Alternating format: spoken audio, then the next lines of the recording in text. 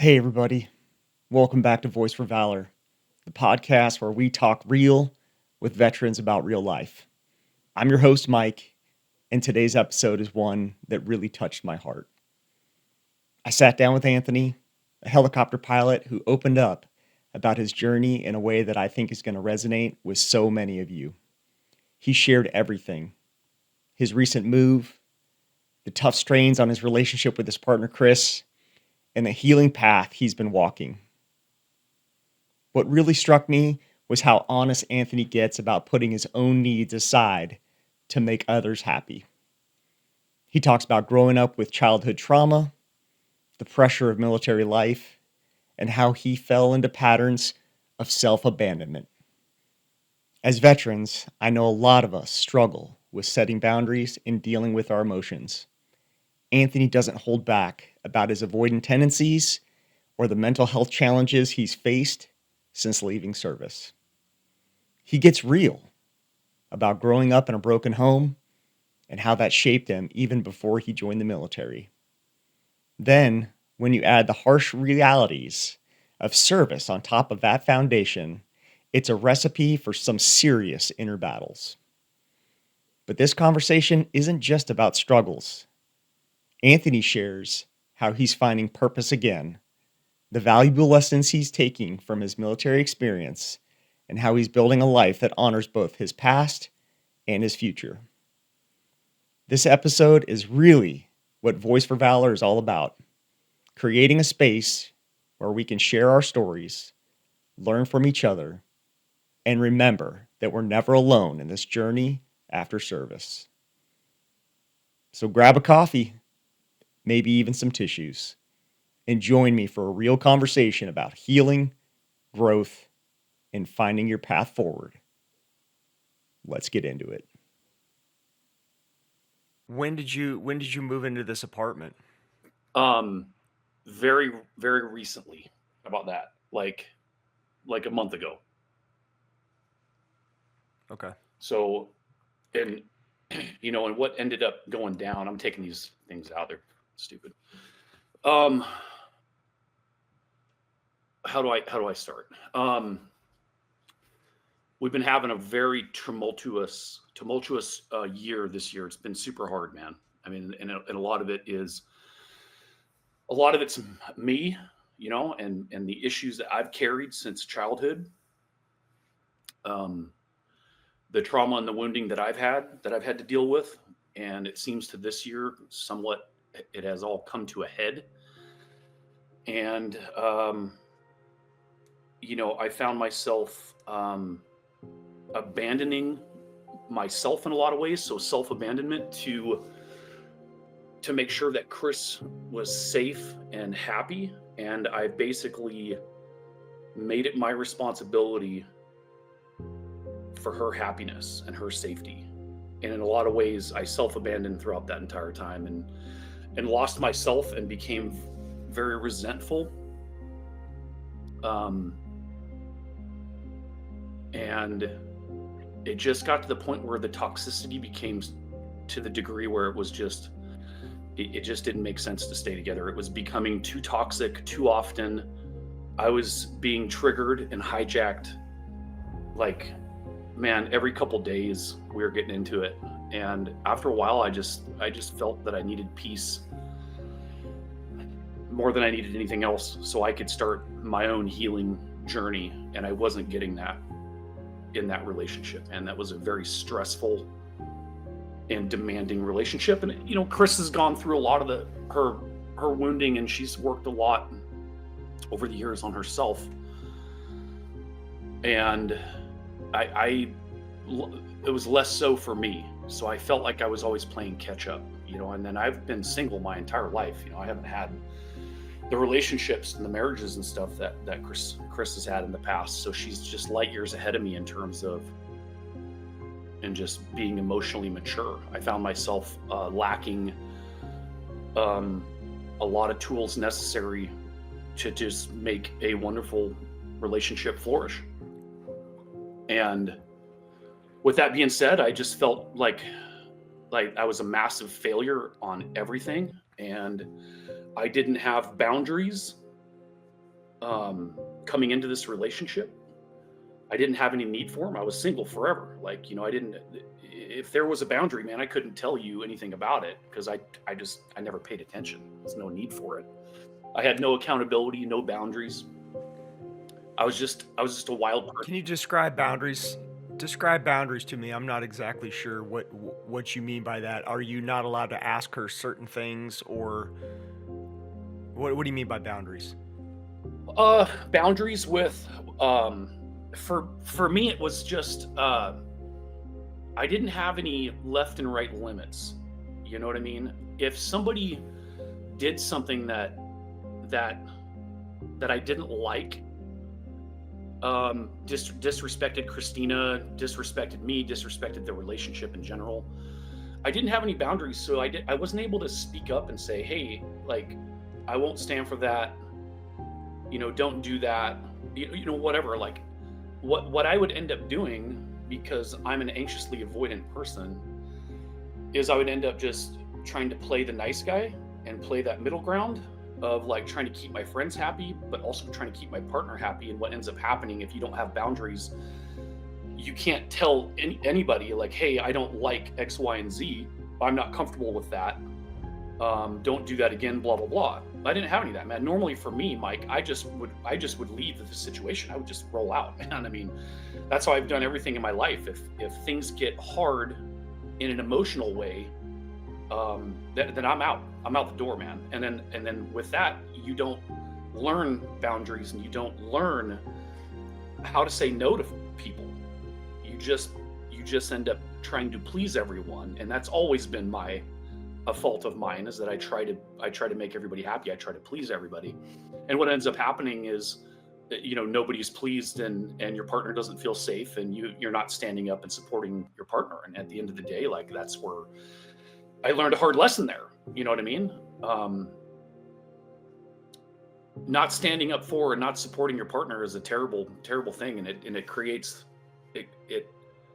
it creates an environment where it's not safe. And it wasn't safe for Chris for the first couple years of our relationship because of all the baggage that I carried with me, and because of her previous trauma and wounding as well. So anyway, we'd worked a lot through those things, but there was just a lot of damage done early on, man.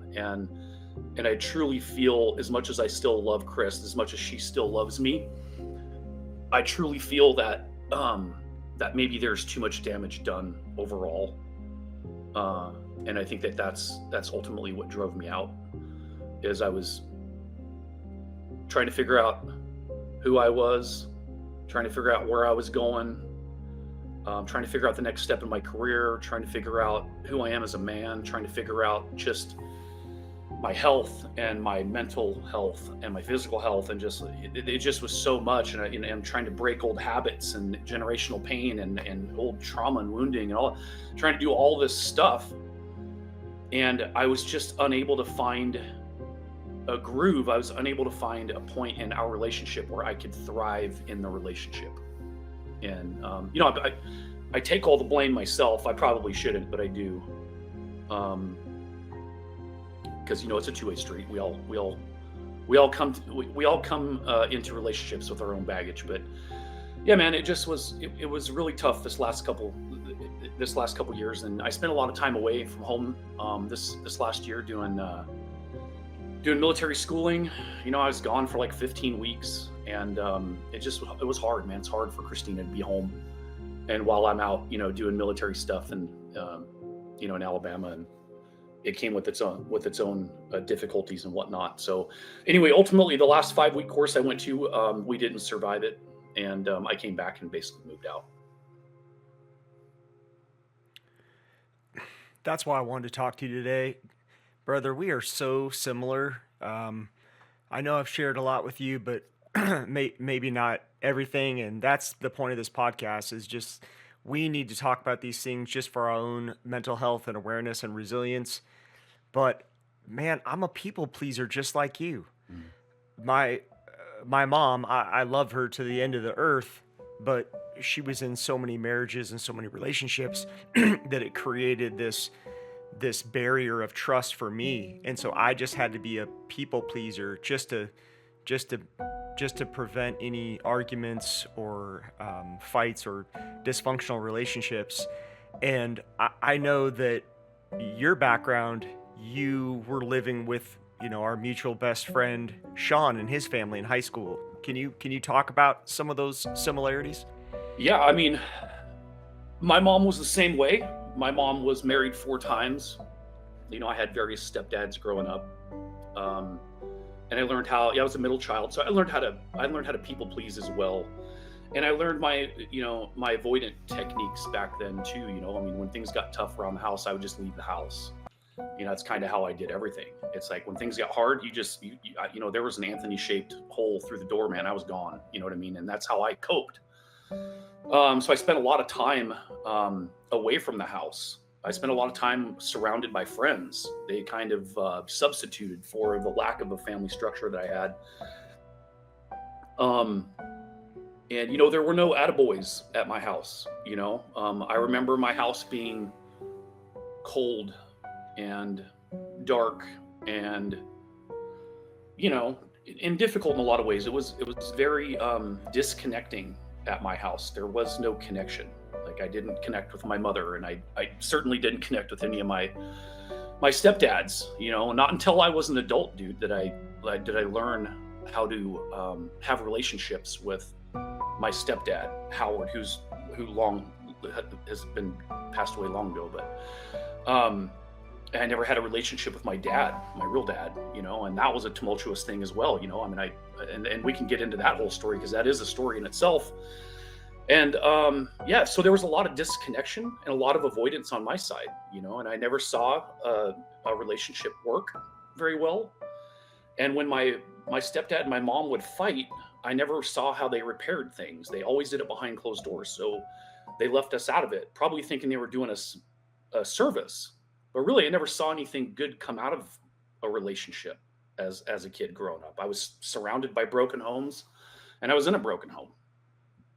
And it's no wonder that I have such anxious and avoidant tendencies even to this day. I mean, with all the things that that I've seen growing up and experienced. And it's also, it's somewhat of a superpower, that amount of independence that I've developed, because it suited me really well through the army. And 20 years in the army, it's that ability to get it done at all costs and put my emotions aside. And your guys are getting killed in Iraq, and you're putting those engine condition levers to flight, and you're getting after it. And I think that callousness, that ability to separate yourself from what's going on, was very difficult for me growing up, and it's been difficult in my personal life, but it's also been very rewarding in my military career. I will say that, to try to hunt the good stuff there. I mean, that's the good part. Yeah.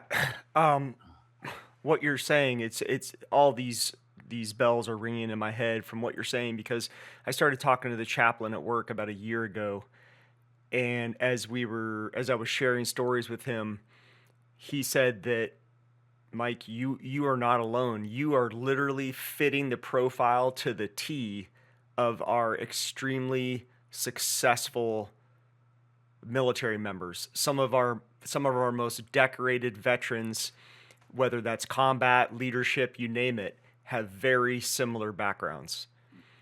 And he said, part of that is the hero complex, from the standpoint of, okay, nobody was there to save me when I was young, so I'm going to save myself, and then I'm going to put everything I can into this military meritocracy, because I know that I will be rewarded Hmm. for the efforts I put in. Whereas before, you didn't have that opportunity as a young person. Have you spoken to a chaplain or a PTSD counselor? Because he also said this profile that we're discussing, why we're so similar. He said you guys will go to, the ends of the earth to save people, and he said that's also very dangerous for suicide. Hmm. I can. And that's why I want to do this. That's the point of this podcast, is to make sure that our brothers and sisters have a voice. Yeah. Yeah. And I have spoken to a chaplain, and I've gone in and had various testing for PTSD and whatnot. Matter of fact, it's one of those things for me that's still ongoing at this point in time. So I have not been like officially diagnosed or anything, but I know that I have some PTSD, man. I mean, like my therapist will tell you that I have PTSD, and then it's not only from the childhood, the tough upbringing and whatnot, but it's also built upon all the things that we do in the military, and all the terrible things that we've had to see and experience, and all the really wonderful things too. I'm not saying it was all bad, because of course it's not. But anyway, that PTSD point it's a journey for me. I feel rather guilty about it, I think is the word, because I know guys who have legitimate real issues with PTSD, and I just look at it like, it looks to me like, and it feels to me that maybe I'm just weak, you know what I mean? And I just can't deal with it, which is just a total bunch of bullshit. You know what I mean? Because I've dealt with so much, and I can deal with so much, man. I'm highly resilient. But the PTSD thing, man, that's a strange thing for me. And I don't really know where all my thoughts are on that, honestly, Mike, because so many of my buddies do have PTSD from terrible things that have happened to them, and I've had some pretty terrible things happen to me too. But I've always been able to somewhat separate myself from those memories and from those experiences. Like, I don't have flashbacks. I sleep just fine at night, and I know some really good friends who don't have that luxury. And so I feel a little bit guilty when the VA starts talking about PTSD, and when my therapist goes into it, and I don't know if it's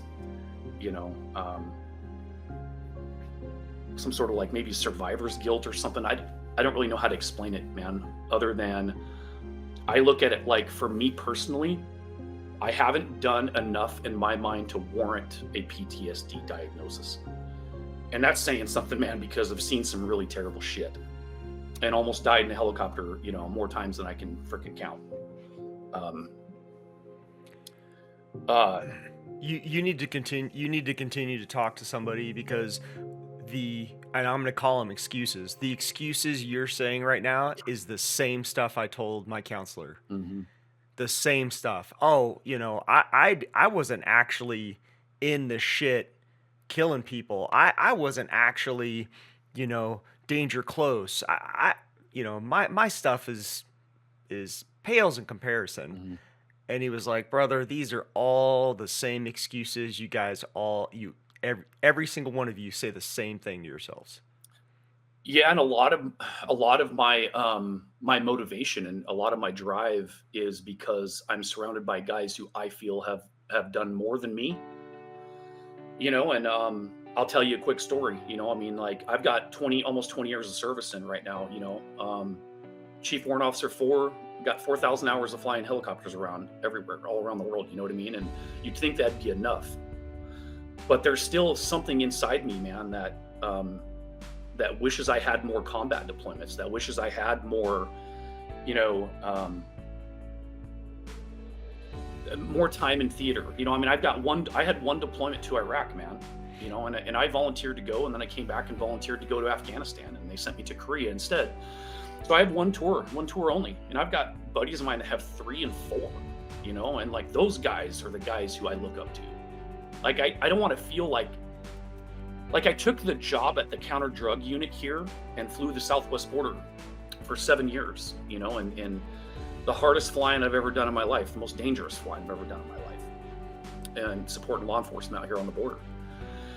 And there's still a part of me that feels like it's not enough, because I didn't get another deployment. I didn't get to see Afghanistan, and I know it's just bullshit, man. It's my ego. I've got every t-shirt in the world, man. I've been to every helicopter course. I'm the standardization guy. I'm an instructor pilot. I'm, instrument examiner pilot. I'm all the things. And for some reason or another, man, there's just a part of me that still eats away at me because I didn't do enough. At least that's how I feel. And I know I can't do it, but that's how I feel.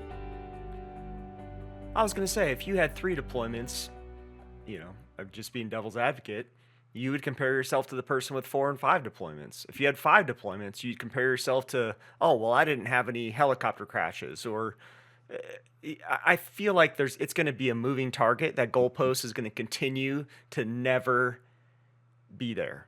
You're always going to compare yourself to somebody that did a little more. Yeah, and I agree with you, man. And that's the proverbial carrot, that's just hanging. It's just, when's enough? When is enough enough?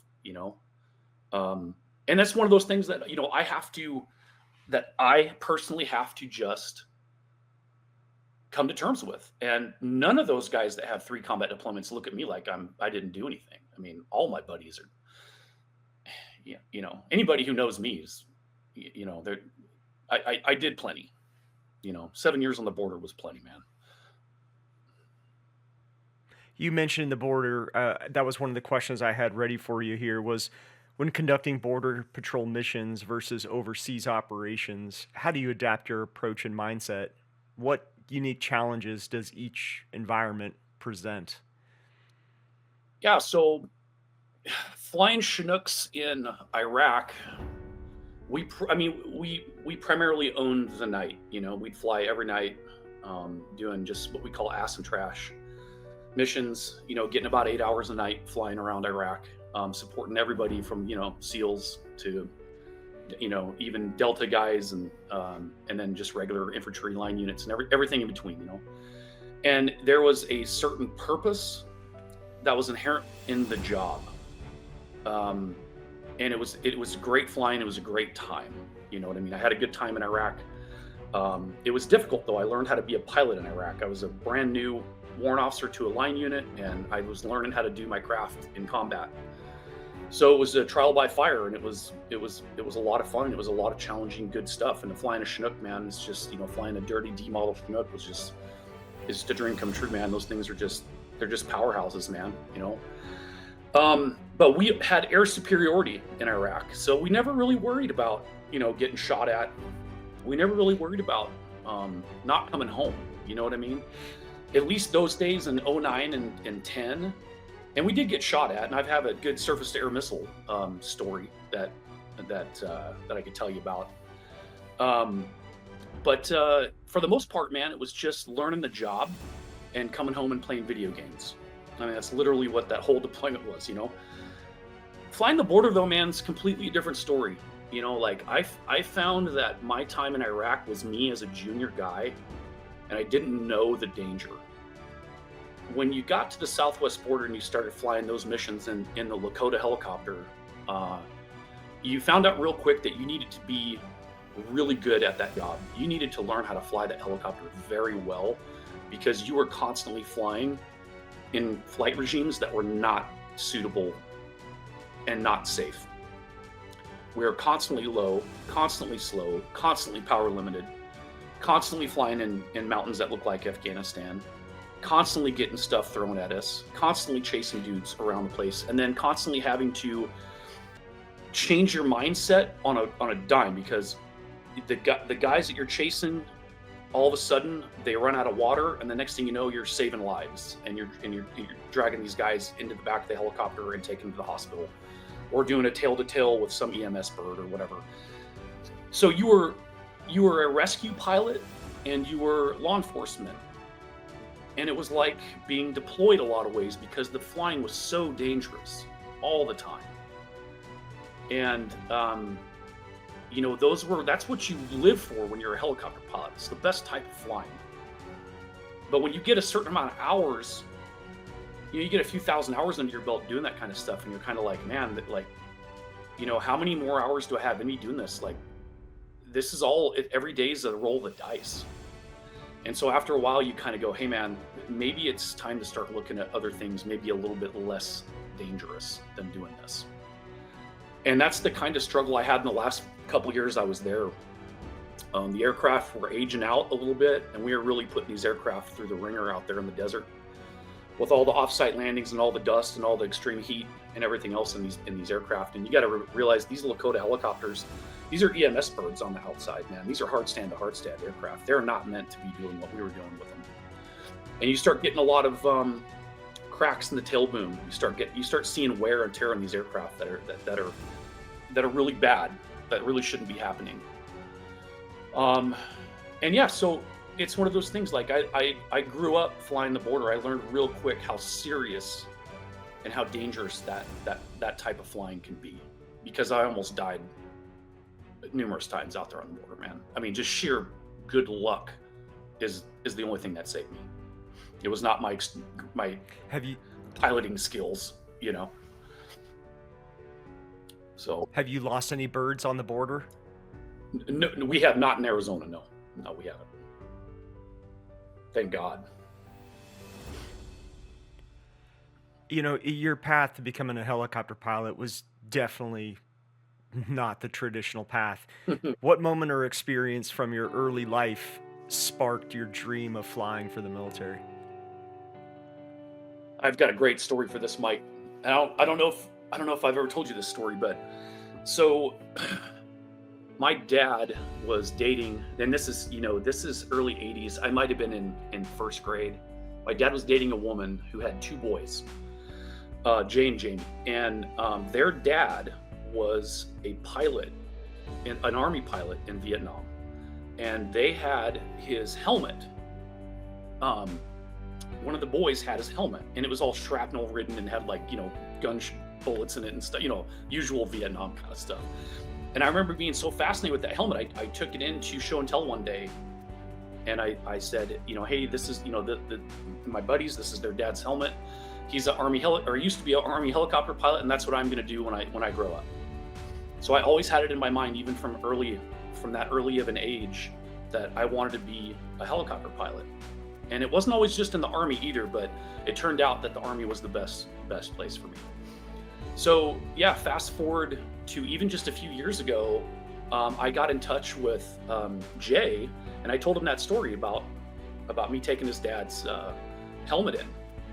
And he said, yeah, my old man passed away a few years ago, but he was a Chinook pilot in Vietnam. And I thought, my God, man, what are the chances that I would grow up to be a Chinook pilot in the Army, just like his dad? But that's what planted the seed. It was that early on in my life. And then it was a real roundabout way of getting in. And I'll tell you what, I'll tell you this too, Mike. So here's another story. And I'll tell this story to anybody out there. If there's one piece of advice I can give you, that I would give anyone, it's to never take no as a final answer. And I'll tell you why. So I joined the Army to be a special forces guy. I wanted to go be a Green Beret for a few years, but ultimately, after my time was up in the Green Berets and on the ODAs, I wanted to put in a warrant packet to become a helicopter pilot. So I always had it in my mind that I was going to end up as a helicopter pilot. So I injured my lower back doing infantry stuff, and so that kind of ruined that career. So I put in a packet for flight school, but with a bad back, with a fractured lower back, like you're automatically disqualified. So I had continually gone in and tried. I put this packet in so many times, talked to so many doctors, and they were all said the same thing. I went in and talked to this lieutenant colonel. His last name was Parado, and he said, Anthony, Specialist Moon, don't ever come into my office ever again. Like you are completely barred from putting in a warrant packet. You can't go fly. Your back's already broken. Not broken, but it's already beat up. Just go do something else with your life. You have a college degree. Go do that. And so I left his office and went back to Fort Benning. And right before I jumped onto Fort Benning, right before I went through the gate, there used to be a Red Roof Inn. And I thought, you know what? I'm going to steal the internet. Because remember back in the day, you would commandeer the Wi-Fi off of whatever, place. So what I did is I said, hey man, here's my last ditch effort. I'm going to steal the Wi-Fi from this Red Roof Inn on my computer that I'm sitting in this car. It's pouring rain outside, super cold. It's in the middle of winter. And I stop and I get this. I Google aviation medicine, Fort Rucker, Alabama. And a number comes up. I don't know who's this email goes to and this number, but I shot an email to this, whoever this was. So I said, hey, this is Specialist Anthony Moon. This is what I'm trying to do. I have a good degree. I've got, here's my PT score, blah, blah, blah, blah, blah, all this kind of stuff. I just, real quick quick and dirty. This is what I'm trying to do. This is who I am. Before I could power my computer down, I got a reply back from then Colonel Bernstein. Colonel Bernstein went on to be the 2-star ahead of all aviation medicine at Fort Rucker, Alabama. And he said, I will sign your packet. Take this email to Colonel Parado right now and tell him you're in. So I literally turned around, went back to the hospital, took my computer in to Colonel Parado's office, turned it around and said, hey, this guy right here says that he'll sign my paperwork. And Parado's just like, hey man, that's the dude. So, okay, like, good on you. You know what I mean? Don't ever take no for an answer. and it was that email, it was that commandeering that Wi-Fi, that decision right there started a 20-year career in the Army, flying helicopters the whole time almost. You know what I mean? It just took one guy. And so 2 years later, I'm graduating out of the Chinook course, and Colonel Bernstein is now General Bernstein. Not 4-star general, but Brigadier General Bernstein. And he was at Fort Rucker, and I got together with him, and and just I had a good conversation. Said, hey, thank you, and you know what I mean. And it was just a really, really powerful few moments of him and I together, because all it took is that dude just taking a chance on me. And 4,000 hours later, and Korea and Iraq and Southwest border, and you know what I mean. And it's now I'm just teaching students, trying not to get those guys killed. But yeah, don't ever take no for an answer. Just takes one guy to say yes. I know exactly what you mean. I have not shared this story on the pod, so I'll share it now. Staff Sergeant Rick Rose was the Air Force recruiter in Tacoma, Washington, who was trying to get me to be a navigator. And I said, Staff Sergeant Rose, I want to be a pilot. Well, there's only one pilot per class of officer training school, because I was not an ROTC guy, I wasn't an academy guy, I had to go through the officer training school program. And he said, there's only one pilot per class, so you're not going to get selected. So I said, okay, I'll just go with Air Force needs or whatever. And they always need cops, missileers, and I forget what the other career field was. But I got missileer, and he's like, oh man, it's awesome. It's just like being a firefighter. You work 8 days a month, the rest of the month's yours for the choosing. It's like, okay, I guess I'll deal with that. That's fine. And then I go to officer training school in Montgomery, Alabama. There are 20 pilots in my class who already have been selected for pilot slots out of I think there's 200 or 300 of us in the class. 20 pilots. And I went and talked to my flight commander while I was going through the program and explained my story. And he called up the 2-star of recruiting, and she came out to Montgomery, Alabama. Granted, not to purposely come talk to me, but she came out to Montgomery, Alabama, and she met with me to hear my story. And she looked at my records, she looked at my scores, and she's like, well, technically your scores are good enough to be a pilot, but I can see how the recruiter, wasn't overly ambitious towards, putting in your package. And she said, by the way, do you have this conversation recorded? And I thought, why would I have this conversation recorded? Everything we talk about is the core values. I would never think that somebody would be dishonest about it. And she's like, well, there's nothing I can do. So real sorry about that. So the end of officer training school, it's like it lit a fire under my ass. So, you know me, working hard, studying hard, lifting weights, doing the best I can. So I end up being a distinguished graduate out of officer training school and graduate in front of multiple pilots that were in the class. So I go back home to Tacoma, Washington, and you have about a 2-week leave period before you go off to your next school, your next assignment. And so I walked into Sergeant Rick Rose's office and I said, well, Rick, there wasn't one pilot per class, and I graduated in front of a bulk of those pilots in that class as a distinguished graduate. So I think you made a bad choice.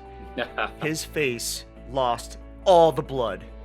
and you're supposed to do 2 weeks with your officer training recruiter, your 2 weeks, whatever you call it, desk duty. You're just sitting there as a fresh second lieutenant.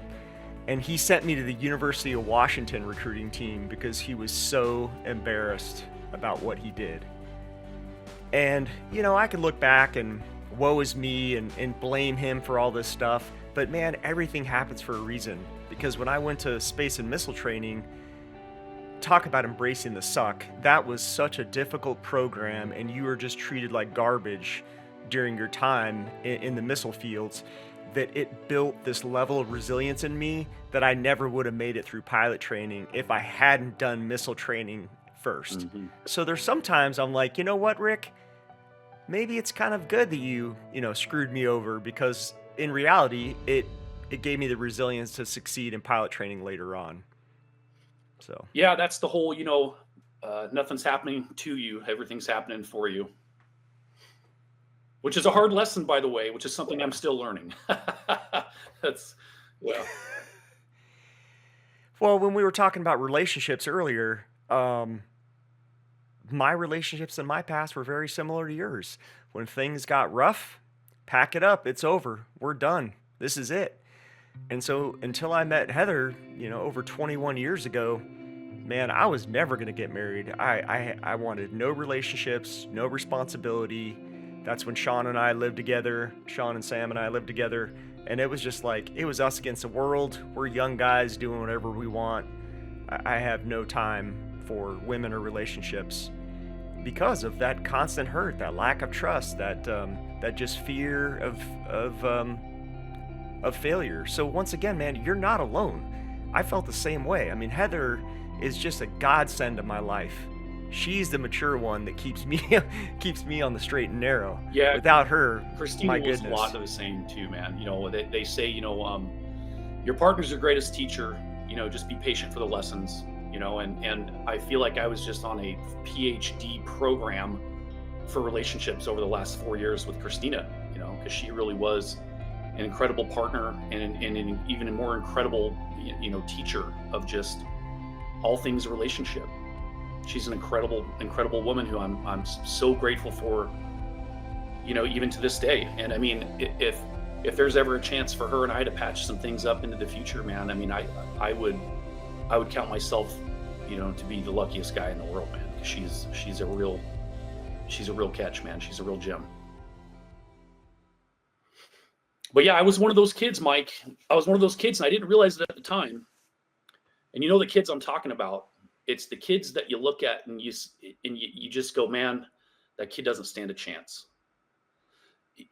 And I was that kid. And the reason I know that is because I've gone back over the years and talked to my buddies' parents.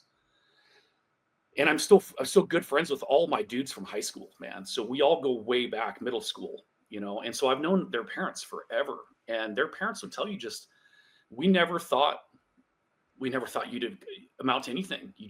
You were just that kid who just didn't stand a chance. And, fast forward and it's just, there's always hope, I guess. But yeah, I was always that kid who just everybody gave up on. And so that was a big motivator for me too, man. Well, what would you say to that middle schooler, that Anthony Moon middle schooler today, if the Anthony of today walked into that middle school and said, this is what you're going to do. This is what you're going to become. This is what you're going to be. I would tell him a few things. First of all, I would say, obviously, that I loved him, right? And that I understood the weight that he was carrying. And that you're going to go on and do incredibly important things in service of this nation. And it's gonna be really, really hard, but it's all gonna be worth it. And so I would just tell him, no matter what, man, just keep your chin up, and you're good enough. You know what I mean? You're good enough. I never thought I was good enough to do anything, but that kid, that middle schooler that didn't stand a chance, that kid's good enough.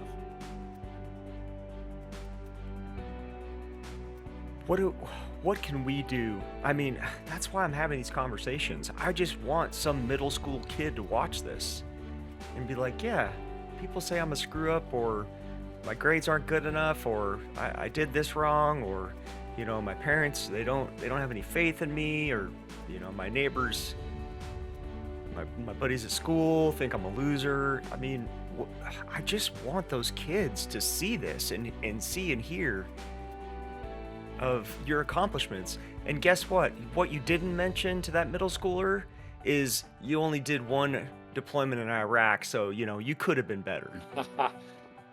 Yeah, the thing is I volunteered to stay in Iraq. I volunteered to go to Afghanistan. Like, I remember telling, like, just thinking to myself, like, I was a single guy. I was hungry. Like, send me to combat, man. This, like, if you can't send me, who the hell should go? I don't have kids. My parents are already passed away. Like, I'm your guy. And if I'm looking at the Army and I'm just like, if you can't see me and send me to combat, then just go lose every single war. I don't care, because here I am telling you, like, I'm hungry, I'm ready to roll, and they just always said no. Go to Korea or go do this or whatever. I mean, and I just, after a while, you just kind of like, all right, man. Well, I did what I could. And well, hopefully, as you've furthered along in your career, you realize the Army's just a big machine, man. You're just a number. This was nothing personal. This wasn't.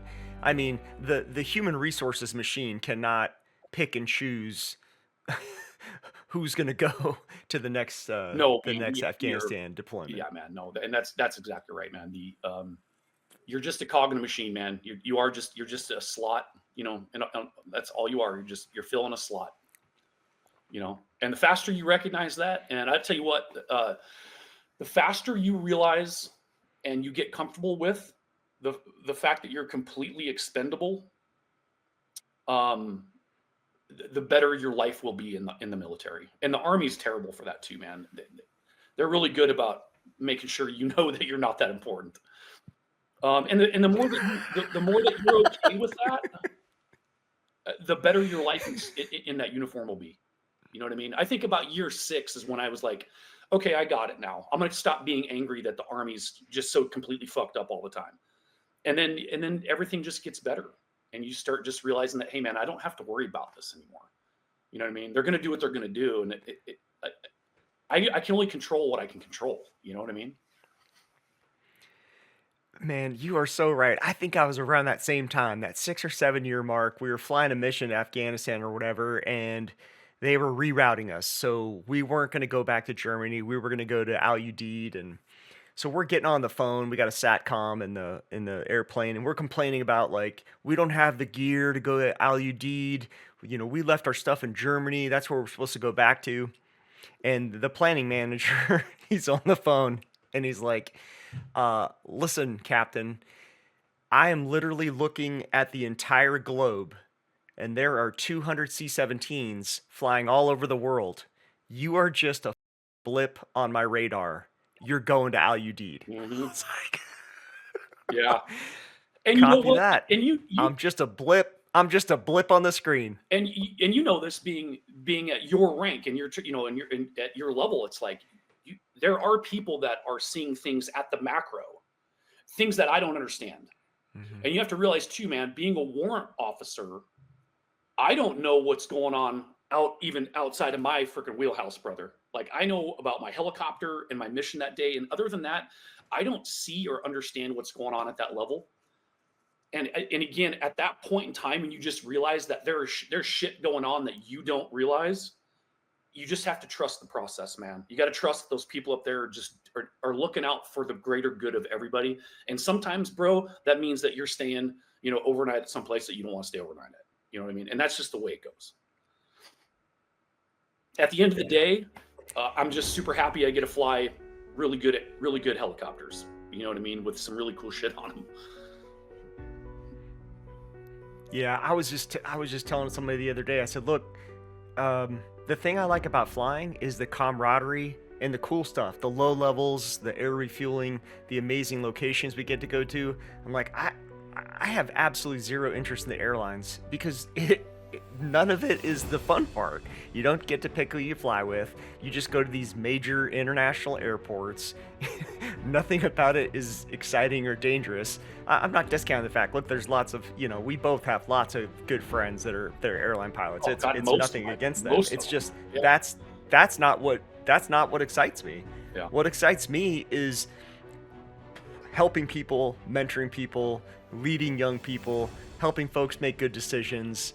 And that strategy you mentioned, my time in the Pentagon, man, most people hate it. They're like, "Oh my God, I'm in this Pentagon and I'm just doing policy and nobody cares." I'm like, "No, you are making changes that will impact the entire force." So there's decisions that I've sat in on where I'm like, "Wow, this decision is going to impact the Air Force for 30 years. This is pretty cool." yeah. So, but I try to look at it as glass half full. Others look at it as like, "Oh man, I'm just a colonel walking around in this building." Hmm. Yeah, I mean, it's the same thing. It's like, I'm a chief warrant officer 4, which is, I mean, that's up there. You're pretty much untouchable. It's the rank that we all want to be as warrant officers. I mean, less than 1% make CW5, and most guys don't want CW5 because it's a regulation, policy, political position at that point in time. It takes you out of the cockpit. Most guys don't want it. But also like you're talking about the Pentagon. I mean, you're a colonel, you're a full bird colonel, man. That's something. But you are surrounded by full bird colonels. You know, just like me, man. Oh, Like I'm oh, surrounded. let me put I'm surrounded yeah. by W4. Let me give you a comparison. Yeah, I'll give you a comparison.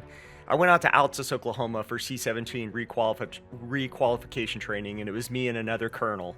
They gave us a car.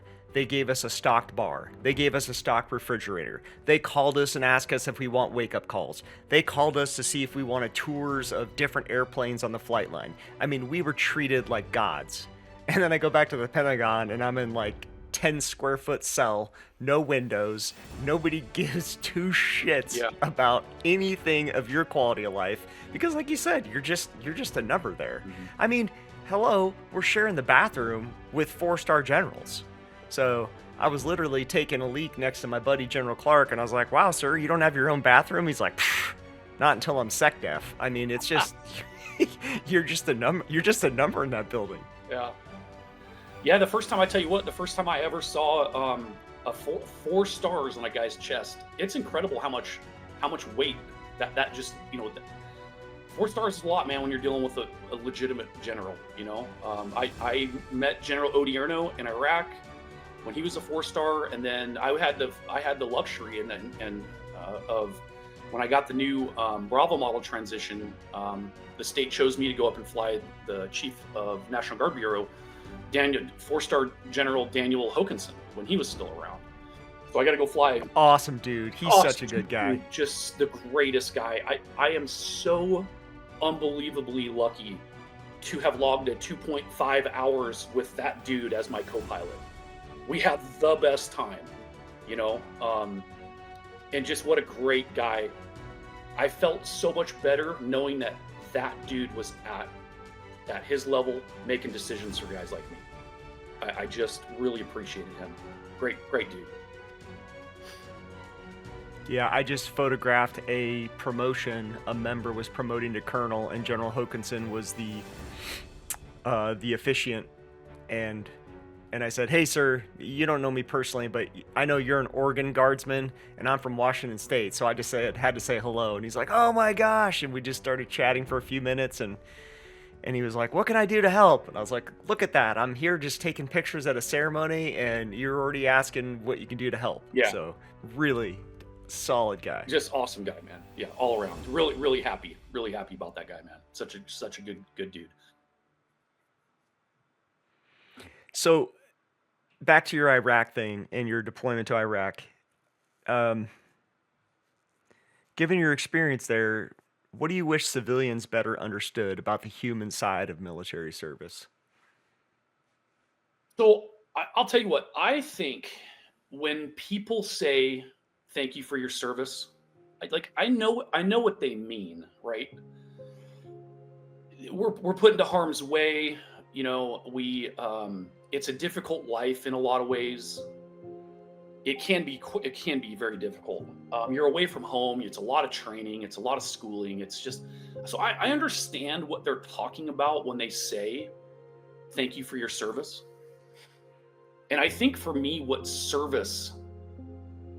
it has meant for me is there's a mental, and I don't want to say this. I don't want to say this as like it's something that's a detriment, like something that I would tell young men that want to be in the military. I wouldn't say this to dissuade them from joining, but there's a certain amount of just stress and maybe a mental health aspect of it that has been very challenging for me over the years. All the things that I've done, all the things that I've had to see, it comes at a toll to your relationships and to yourself. And I would never trade it in for anything. It is a weight that I will carry. And it's something that even I work through. I go to therapy once a week, man. And I love therapy. I'm a huge proponent for therapy and going to get help and talking to folks and stuff. And I tell that to my soldiers too. Like, don't be afraid to reach out for help. But there is a mental health aspect of it, man, that makes it very challenging because some of the things that you are asked to do come at a cost. It's a costly profession. It is a sacrifice of your own mental health in a lot of ways. But it's worth it. It was worth it to me for the experiences that I had and the guys and gals that were right by me in some really hairy stuff. And so I think that's what it is that it's the sacrifice. The mental health is what's been really hard on me, and the constant stress. It's a stressful gig, man. Anytime you're flying, it's a stressful gig. That's all there is to it.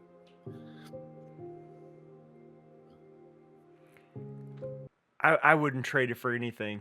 If somebody said 25 years ago when I started this journey that we have a different path for you, I wouldn't trade it for anything. I could have made more money. I could have done different things. I wouldn't trade it for anything. It's the best career. It was the best thing for me. It's what I needed. I needed structure. I needed guidance. I needed mentorship. 100%. I needed it because I just had a lot of, like you said, baggage, a lot of immaturity. And just like you, one of my best friends growing up, his dad said, "Oh, you're never going to make that. You can't even follow directions. People yell at you and you get upset and get emotional. You'll never make it through that program." That was always playing in the back of my head as I was getting yelled at or doing something in my training was him saying, "You'll never make it through there." Yeah. I was the same way. I had a degree coming out of college and I didn't have any direction. And a directionless Anthony is a dangerous Anthony because I needed some direction and I needed it now. And when I started looking at the military, it's exactly what it gave me. It gave me a direction and it gave me a purpose. And it said, "Hey, Anthony, go from A to B and here's your equipment and frickin' haul ass." And I loved that challenge. And I needed it because I needed the initiation into manhood, and the military was able to give me that. Without joining up, I would have been directionless. I would have been, I don't know, it wouldn't have been good, Mike. The Army gave me direction and purpose when I needed it, and it gave me a challenge. Because like you, man, I was in great shape, man. I was hungry. I was an ass kicker back in the days, but I needed to put that energy towards something bigger than just me. And that's what the military gave me. And that's the beauty of it, is it took a lost kid and it made him into this grizzled old man that you see right now. And I'm doing so much this last year has been really dark for me, Mike, and you know some of the stuff that I won't get into on the pod, but the military gave me the ability to know how strong I am, and I'm so willing to get into the weeds of my own psyche and my own soul, to go deep and figure out who I am, and to find purpose, and to continue this amazing journey beyond the military. But the military was instrumental in making me who I am today.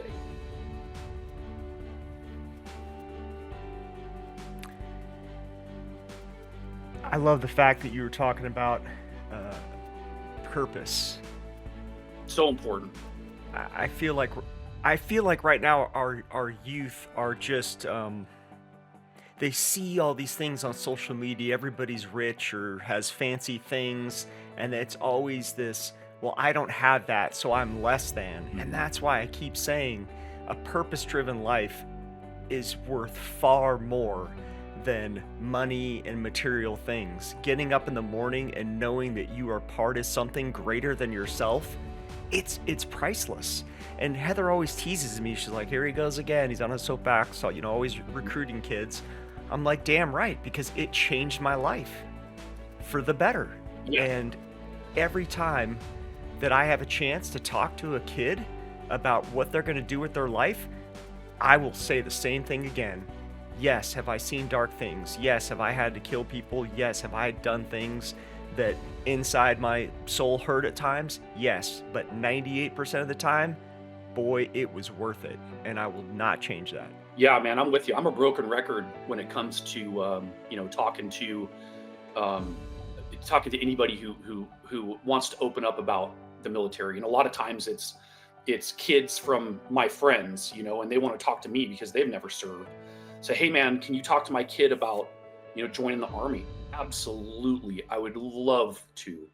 And so here's a stat for you. So I was just in my doing my PME, which is my military education stuff. So I was in class for a bunch of weeks, going to all this crap. So, and one of the things is they talked a lot about the recruitment and retention problem that the military has in general.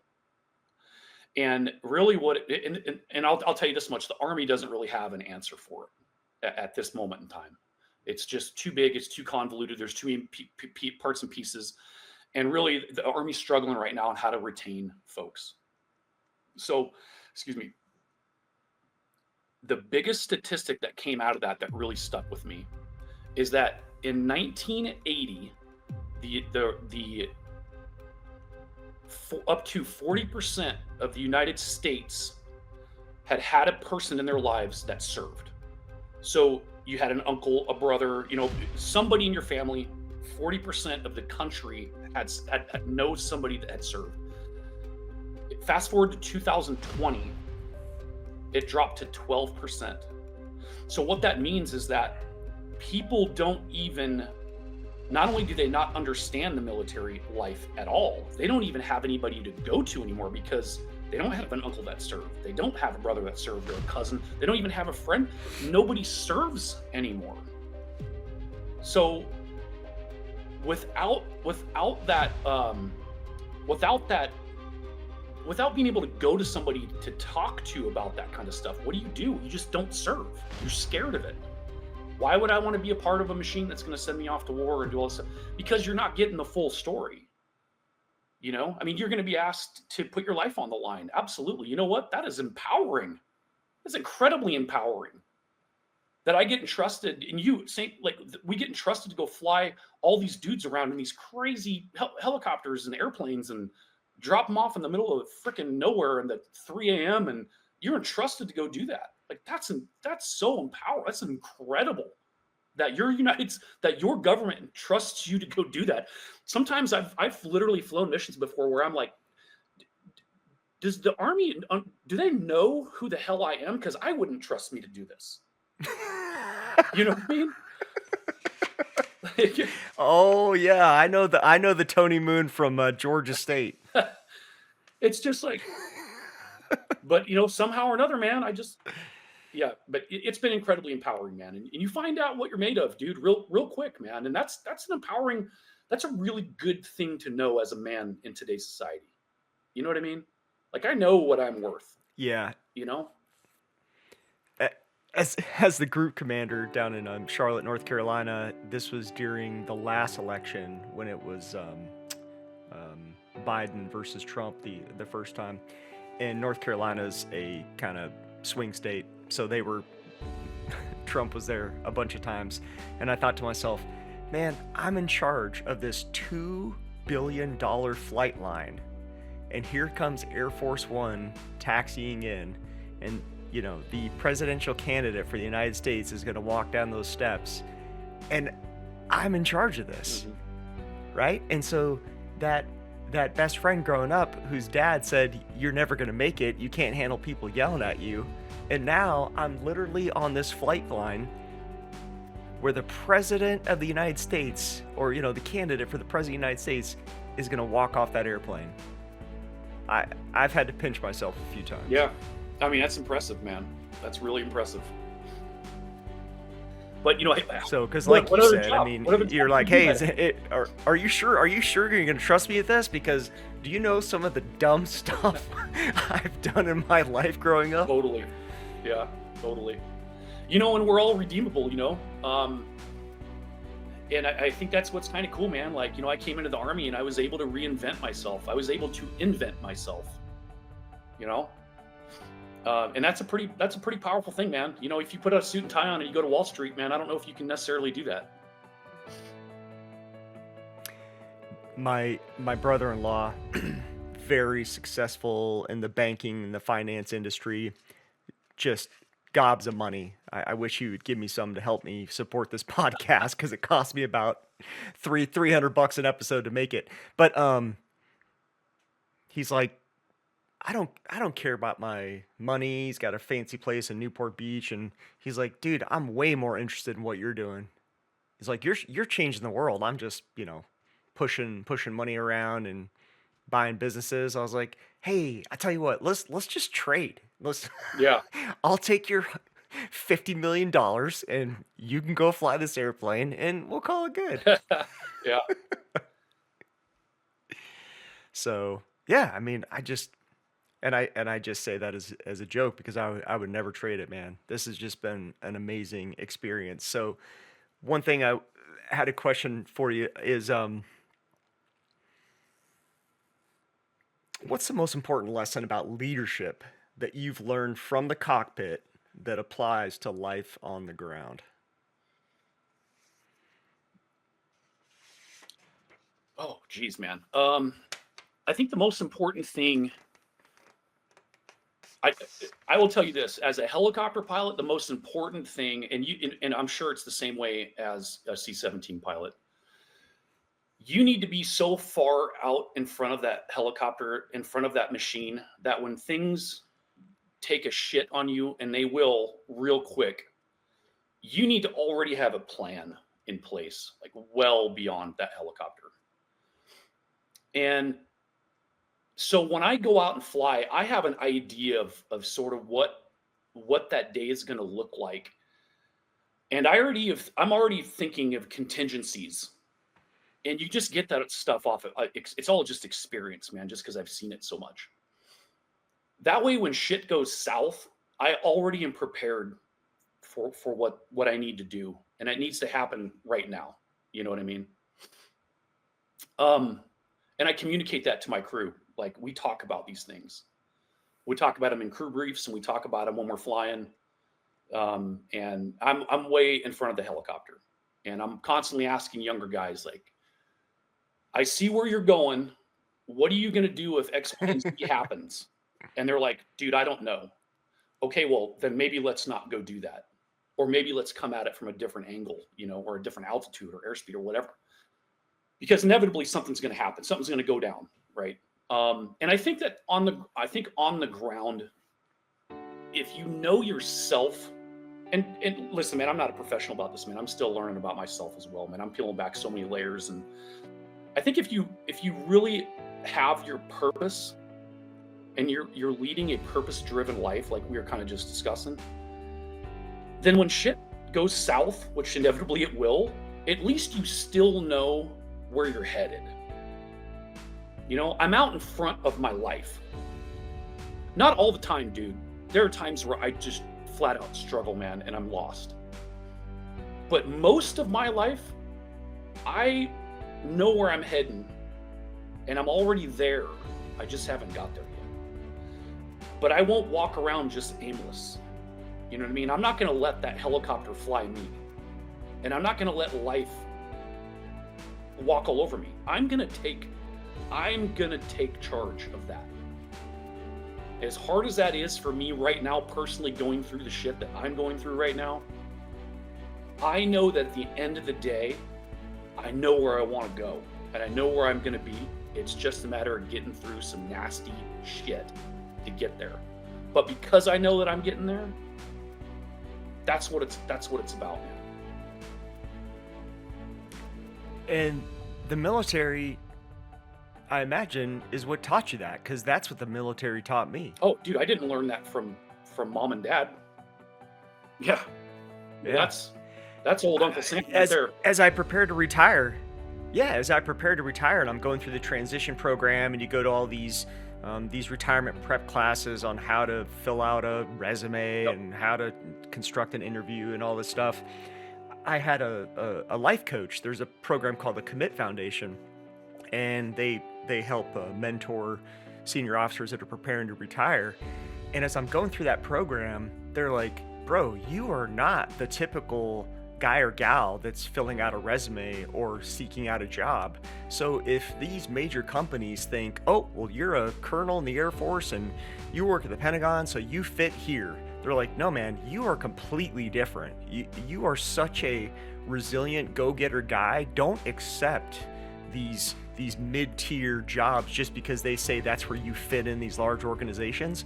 So I've given the middle finger to a bunch of companies. I'm like, I'm not the right fit for you. You're looking for a yes man that's just going to fill your mid-level management job, and that's not me. I have gone through so many wonderful training and leadership experiences in the Air Force that I've got bigger and better things planned, whether that's being an entrepreneur or helping run a small company and build it from the ground up. But dude, I am not your Lockheed Martin or your Boeing mid-level manager. It's just not in me. And that's because the military, it gave me this confidence and this ability to know that I could do whatever I want.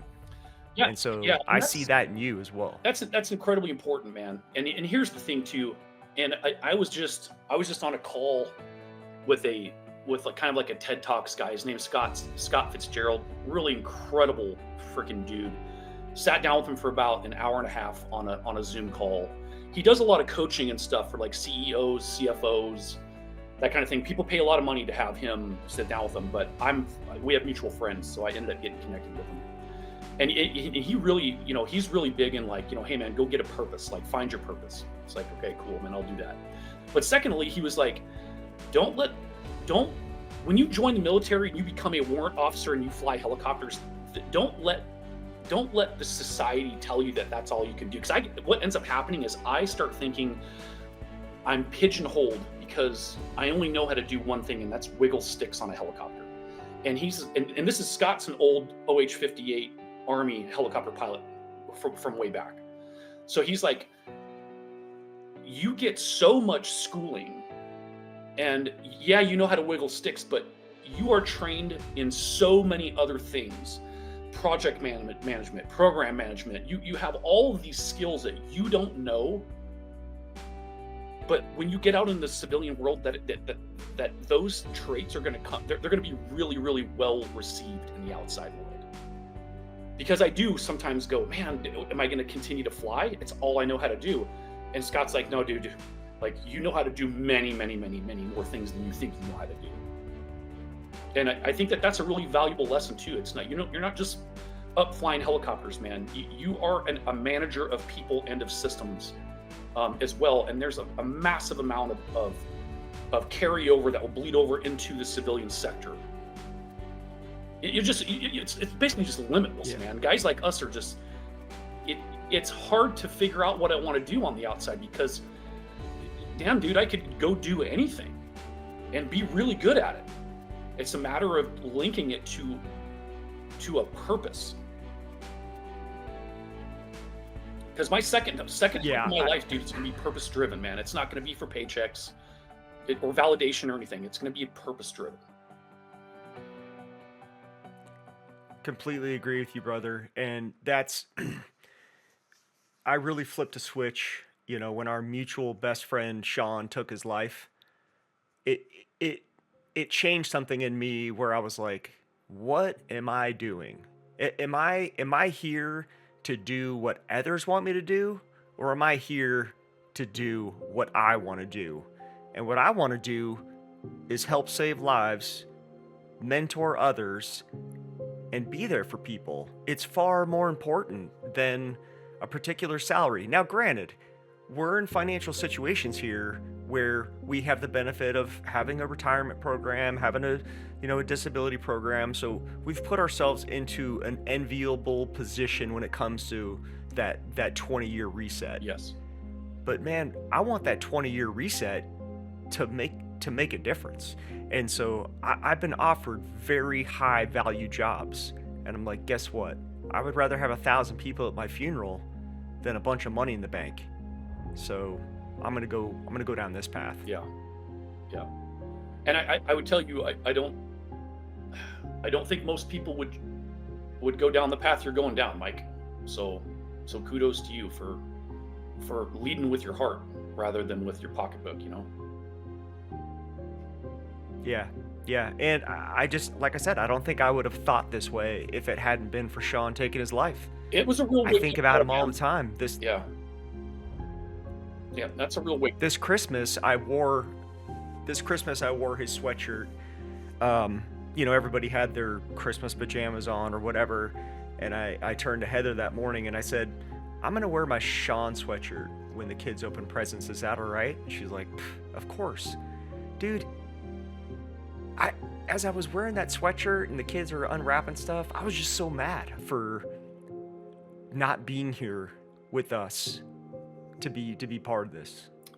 I went through that phase too, where I was really angry at him, and it comes out occasionally where I still, you just miss him so goddamn much. It's hard, but yeah, there is still a little bit of resentment that's surrounding that whole thing. You know what I mean? That was shit. I don't need to tell you, man. That was a tough one to swallow, and I missed his call. I didn't take his call the evening that happened. He reached out to me, and I was out to dinner with my crew. I was out in Mississippi picking up some helicopters and flying them across the country, and we were just out to dinner, and I just didn't have it in me to I wasn't in a spot where I could chat with Sean at that moment, and I texted him, hey, let me call you later. And I think he gave me a thumbs up or said, hey, that's cool, dude, or whatever. And then that night he shot himself. And so there's definitely some guilt there too. There's some guilt that I didn't answer that call because maybe I could have intervened somehow.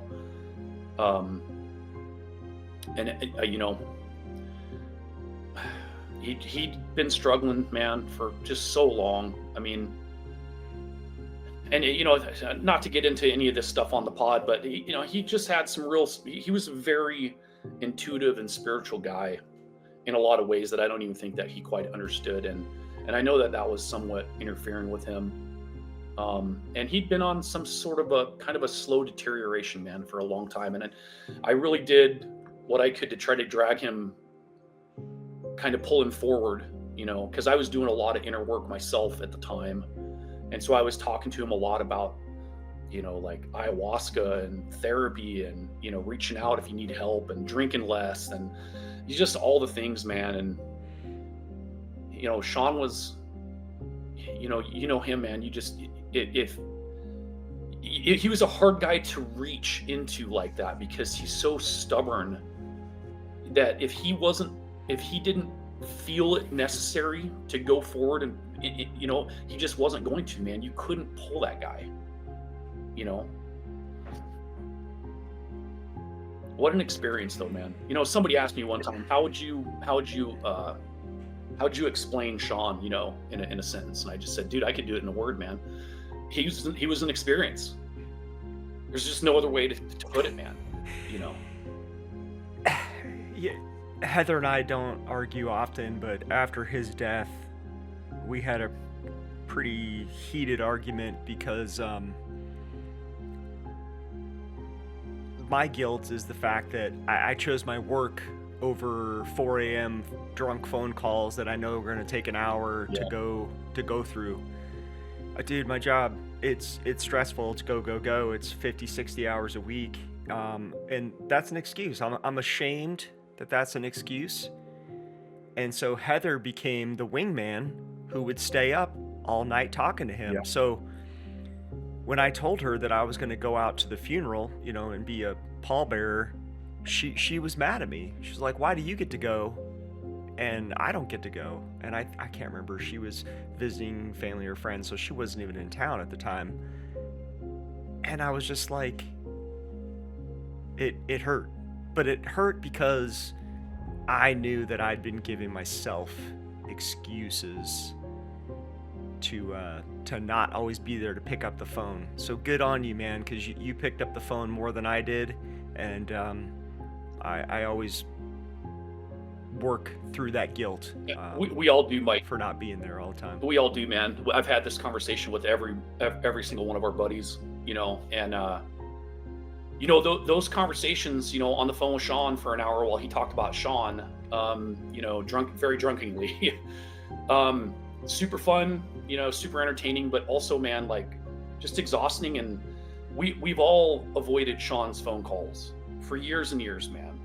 And partially because I knew that if he wasn't getting me on the line, he was calling you next. And if you weren't going to answer, then he was going to call, Reese. And after, and he'd just go down his Rolodex. Somebody was going to answer the phone. Yeah. I just think that night that nobody answered the phone. And I think that we all of us who cared for Sean, have an amount of shame and guilt associated with not picking up the phone. Yeah, I just one of the positive takeaways from the experience is that I think it brought us closer together. You, me, Heather, my wife, and us going out to do that kind of, I don't know what the term is that you would call it, when we went out to Las Vegas and just kind of sat around for a couple days talking about him. Yeah. But I think it brought us closer together. At least I feel closer to you now than I did before his passing. 100%, man. 100%, and that's a really powerful thing, I mean, even, and it's a gift that Sean gave us, in his passing, and it is a gift, Yeah, it definitely made me recalculate and reevaluate my own life decisions on what's important. Because I have another friend, a senior Air Force member who has a lot of suicidal tendencies and a lot of drinking and a lot of struggles. And I had a conversation with him. I was like, dude, I am not going to have another Sean. Mm-hmm. This cannot happen. You need to get help. You need to talk to people. You can call me. You can call my wife. But we cannot have another Sean. I don't know what's going on right now. I've got no scientific evidence of this, but I just feel like social media and people looking at others through a lens of a fake life, that everybody's happy and everybody's rich and everybody's traveling and everybody's got new things. Like, that is not true. That is not real life. All these people have struggles. But like I said, I've got no data to back that up. I feel like people are comparing themselves to others when they really shouldn't. Well, there's a lot. I mean, the data's out there, man. I mean, it's plain as day, and I don't know the data, but I've certainly heard it on all the podcasts and stuff that I've been listening to over the years. The data is certainly there, man. Like, social media is really eroding at the fabric of a lot of things in this culture. It just is, man. I mean, suicide numbers are going up for young kids and young girls especially, and guys are killing themselves at incredible rates, and a lot of it can be tied to the introduction of the iPhone and social media, man. I mean, it's that data is out there. I can't speak intelligently toward it because I don't know the numbers, but I know in the grand scheme of things that data is out there. Yeah, it's sad. And Sean, So Tony, as we Sean had his demons though, man. That whole police stuff. I had talked to him for years, man. He had a lot of demons, man, and that police stuff was real hard. 18 years on the police force as a SWAT guy for 11 of those.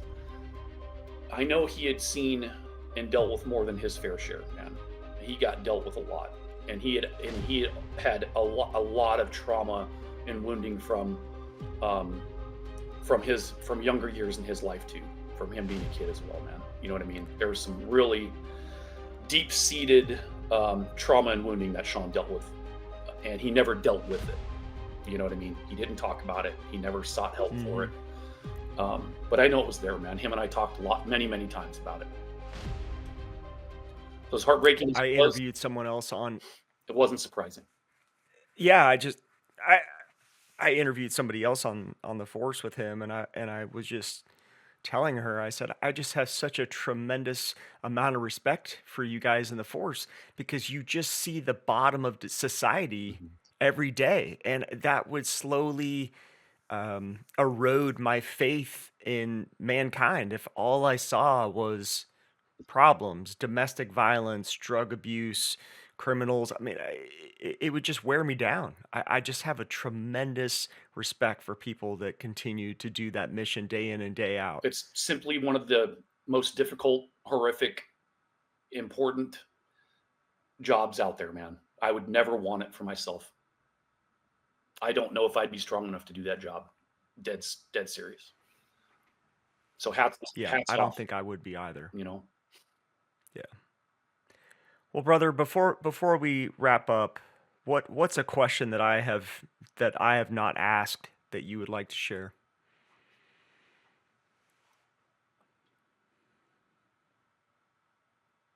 I think we've talked quite a bit about the benefits of the military, and like we talk about it, man. I'm a broken record. I think it's just been a wonderful 20 years.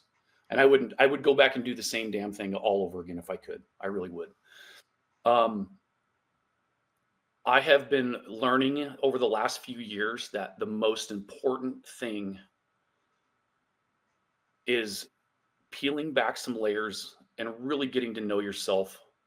So many people walk around this planet, man, and this earth and don't do the inner work necessary to live a purposeful, happy life.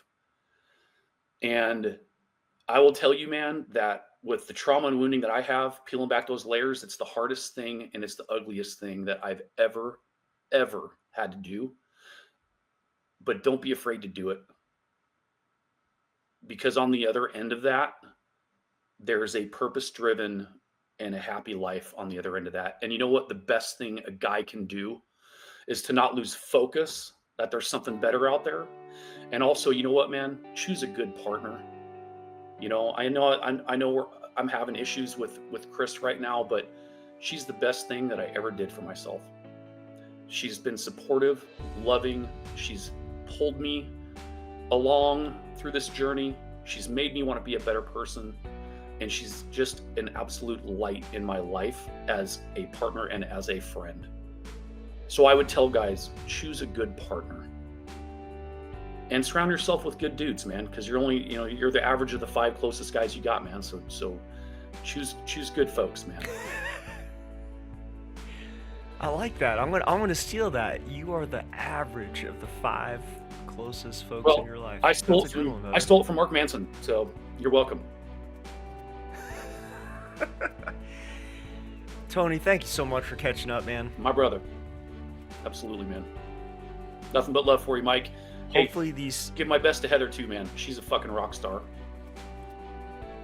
I will. Yeah. I was trying to get her on this episode. We'll get her on next time. Yeah. All right, man. Well, hey, much love to you and the boys and Heather. Thanks for having me on, Mike. I appreciate you, buddy. Love you too, buddy. All right.